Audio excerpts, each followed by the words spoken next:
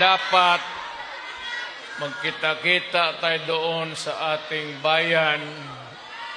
Kaya lang sa sitwasyon natin ngayon, kailangan talaga pumunta tayo sa ibang bayan maghanap buhay. Pero sa akin, the fact that malayo kayo sa pamilya ninyo, dama ko yung lungkot at alam ko yan.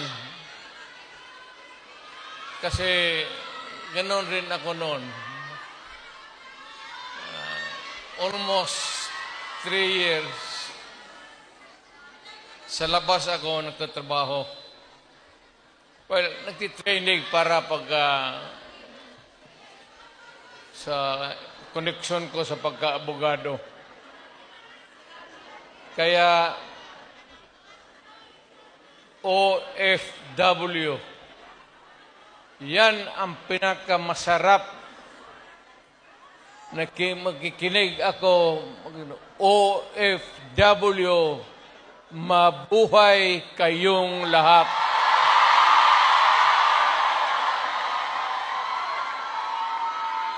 At